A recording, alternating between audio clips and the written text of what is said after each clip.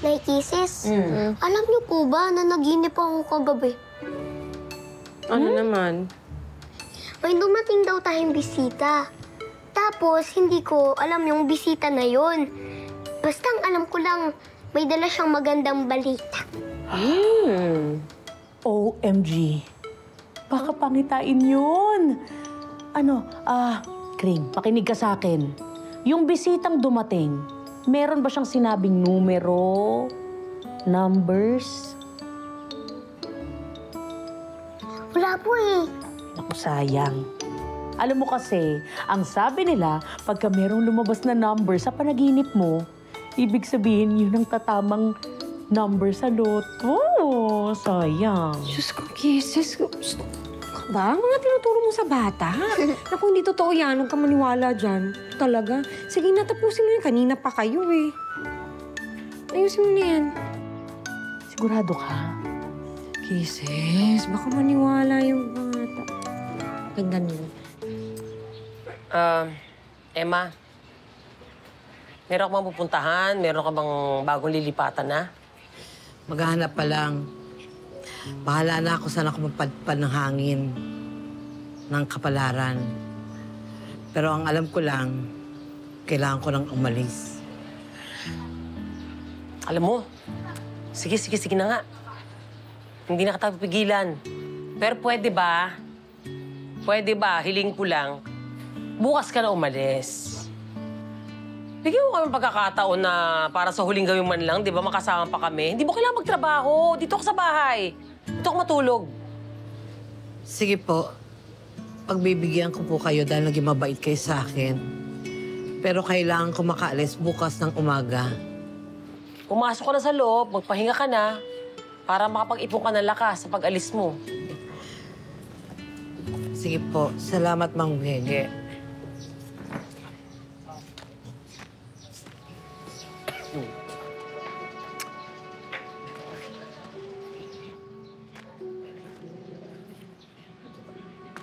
Alam mo, hindi ako nahihiwa dyan kay Emma eh. May tinatago yan sa atin eh. Meron yan nililihim. Ayaw umamin, hindi ko maintindihan eh. Nako, tsaka kinakabahan ako, di ba? Yung pag nawala sa poder natin, hindi ko siya mapoproteksyonan. Eh, anong gagawin natin?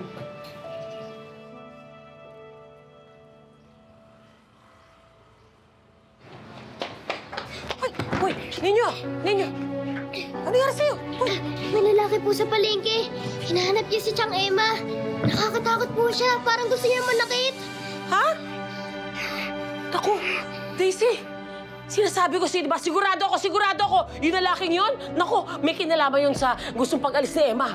Naku, okay lang.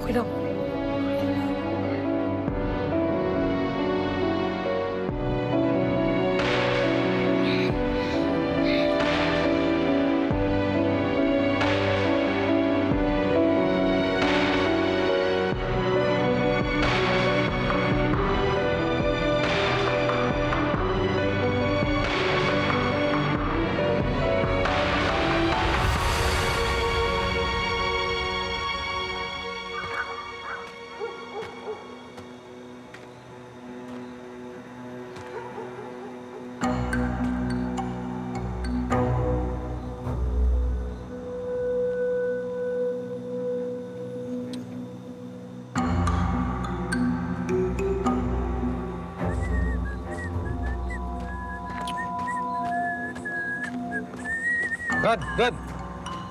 Boss. Magtatanong sana ako eh. Baka ako kakilala mo. Yung asawa ko, mga ganito siya kataas. Bilugan ng katawan, bilugan ng mata, mahaba ang buhok. Tapos may peklat sa ilong. May nakapagsabi kasi sa akin na dito sa Bukang Liwayway ko siya makikita. Emma ang pangalan niya. Emma. Oo, si Aling Emma. Oo. Doon. Doon yung nagtatrabaho sa kainan ni Aling Gege. Siya naman yung kainan ni Aling Gege. Ito. Di ba, Diyan? Diretso lang, tapos kaliwa. Tapos pag kaliwa nyo, kanan. Tapos ikot kayo, dalawa kayong ikot. Tapos diretso hanggang mabunggo kayo. Niloloko mo ako? Hindi ho. Masyado ho kayo kasi yung seryoso.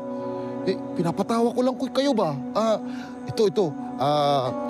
Tuturo ko sa inyo. Diretso nyo lang po. Yan na mismo. Yung kanto na yan, makikita nyo na yung kainan ni Aling Gigi dyan. Sigurado ka? Oo, sigurado ako.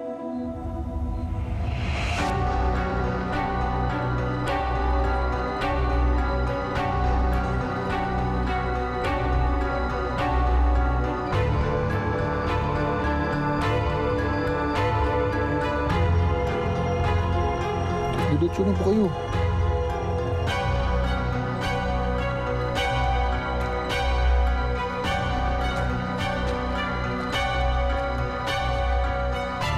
Ano nangyari dun?